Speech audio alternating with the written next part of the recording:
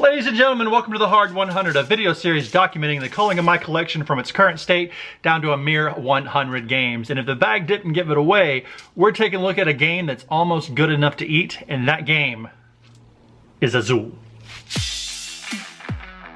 Azul, a game by Michael Kiesling, is a game for 2 to 4 players in which you try to find the most beautiful ways to stab your friend in the armpit. It is a game that is not as mean as people say, but it's definitely not necessarily a nice game. We'll get to that a little more in a minute. However, this version, I should note, is the Next Move version, which I've been told is the Canadian version of the game. And the only difference is that the 1-player token in the other version of the game, I don't know who made it. The 1-player marker in the other game is a token, and in this one it's an actual tile. It's just a minor difference. Everything else in the game is identical, but that tile, everything in this game is a tile, and it's so good. Let me tell you about what you are doing. I don't really know what the theme is for this, so one second. In this game, Azul invites you, a tile-laying artist, to embellish the walls of the royal palace of Evora. I think those are all real places. Yeah, introduced by the Moors, azulejos, originally white and blue ceramic tiles, were fully embraced by the Portuguese when their King Manuel I, on a visit to Alhambra, palace in southern Spain, was mesmerized by the stunning beautiful of the Moorish decorative tiles. The king, awestruck by the interior beauty of the Alhambra, immediately ordered that his own palace in Portugal be decorated with walls of similar tiles. And you, sir or lady, are the new azulejos, who are going to be making those sweet, sweet walls. In this game, you are doing something very, very easy. And once again, this is a game that's super easy to teach, super easy to play, super easy to learn. We played this game twice in a row, played it with my buddy Phil recently. On this game, everyone has their own board. And in between all the boards, there are 5 coasters, each with a certain number of tiles on them. You get to draw stuff out of bags. They're delicious. They look like literal Starbursts. Please don't eat them. I can't believe I have to tell people not to eat their games, but more than one occasion we wanted to eat them. On your turn, super easy. All you're gonna do is you're gonna take all the color from a single coaster, put them on your board, and that's it. That's all you're doing. A single color, put them on your board. There are some restrictions where you can put them, and there are spaces, 1, 2, 3, 4, 5, and let's say if I take 2 and I only have the first space available, I have to put it on the 1, and then the other one would fall and crack on the floor, and then you lose points, and that's at the bottom. Then after all the tiles are gone, you look at your board. If any of the rows are complete, you score that tile. So you move the rightmost over to the matching color, and the other ones go back in the box. And then you score a point for that tile. That tile is basically the center. So anything that's around it, you get a point for all those. And then vertical, you do the same thing. So if it was next to 1, you'd get 1, 2. And if it was next to here, it'd be 1, 2, 3. So 5 points total. And then you remove for any kind of tiles that fell on the ground or anything like that. It's pretty straightforward. The game, I've been told, before I bought this, which is why it kind of took me a little while to get it, I've been told by various reviewers, not me personally, just it's been said, that the game is very mean. There's a game called Lotus that I've stayed away from because I heard it was like a knife fight, but I've heard this one is really, really mean. This one is mean in the way that you not holding the door open for someone that you didn't see behind you is mean. All the things that I was doing to be mean to Phil were not on purpose. It was just the best thing for me at the time, and then in a passive way, it ended up hurting him. With the exception of once all the tiles kind of get to the middle and we're picking from there, that's when it becomes what's best for me and worse for you. But that's only maybe 1 turn around, and that's it. But even then, the most I lost is like 2 or 3 points. It's no big deal. If you play smart, I won the first game, he won the second one. The point spread, though, was enormous. I beat him by a lot of points. He beat me by a lot of points. But there were spots in the game where I recognized that I messed up. So it's a game that if I played again, I was like, oh, I could do it this way, I could do it this way. But it all is based on the tiles that are available at the time.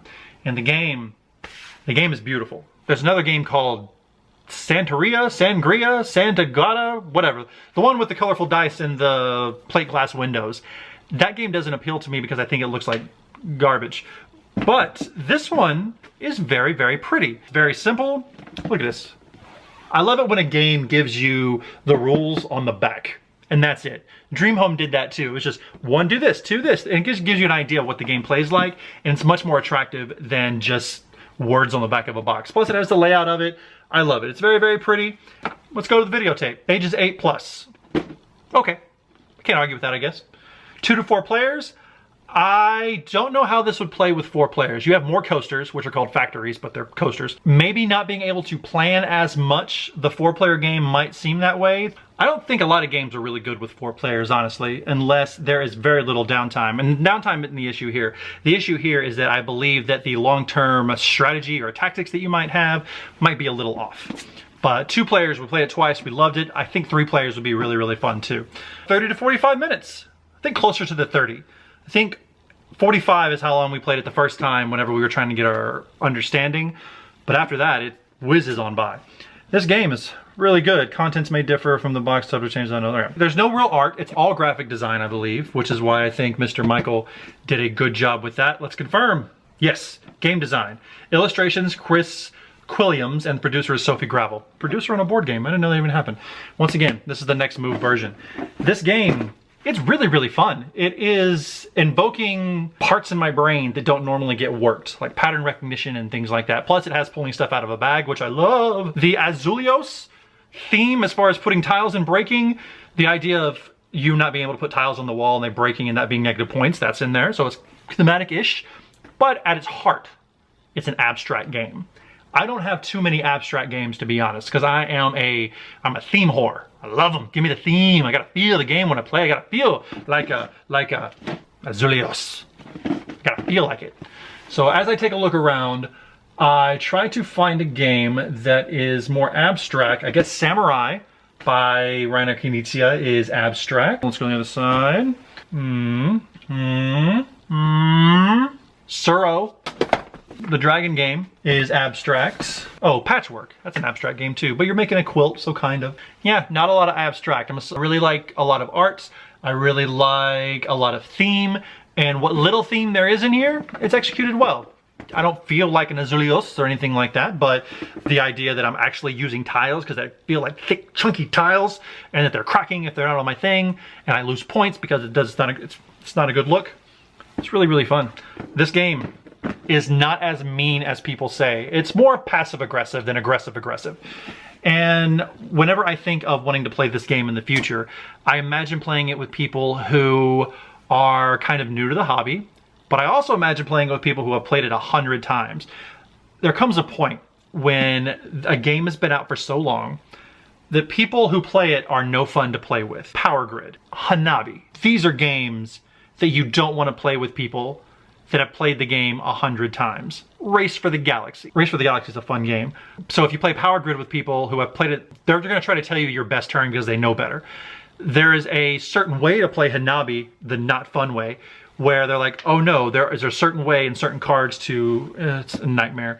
And then Race for the Galaxy, if you're kind of new to it, they know what every card does and they're just blazing through and they can knock out a game in Race for the Galaxy in like 10 minutes. This game, I don't think is gonna suffer from that. I think this game is gonna have a lasting appeal, like some of the classics. This game is gonna have that appeal where when you sit down and play it with someone, play it with your mama, or play it with your significant other, or your kid, or your coworkers, and when you sit down and play it, everyone is starting on the same page. Everyone is at the same starting line, the finish line is still there, and the only thing that stands between you and it is your ability to take step after step and not trip over yourself or fall on someone else or pull a Cool Runnings and go create a Jamaican bobsled team. Yeah, that analogy works out. So, Azul, my copy was printed upside down, same joke, still funny, is going in the collection. It's good for my shelf. It should be good for yours. I think it is readily available now. I think you can find it pretty much everywhere. If you can, try to get the Next Move version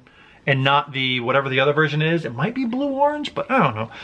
Try to find this one because that first player tile is really nice, and when you're dealing with all this chunky, delicious plastic, you don't want to grab that little sissy-ass tile and be like, oh, I got the one. No, that's not fun. But this one definitely is. This is one for your collection for sure. It's not as mean as people think it is. It is fun. We remember when games used to be fun. We just played a game last week that was just fun. This one's fun too. It's a little thinky. It might be really good to be a replacement for, I don't know, whatever boring ass game you're playing that you don't like. Replace it with this. It's good. Again, my name is Billy. This one's going in. It's good for my shelf. Where am I gonna put it? Are you gonna go here, Azul? Oh, it fits. Boom. So it's on my shelf. next to San Juan, which we'll take a look at soon. That's it. So thank you so much for joining me on this latest episode of The Hard 100. Hope you and yours are well. Peace out.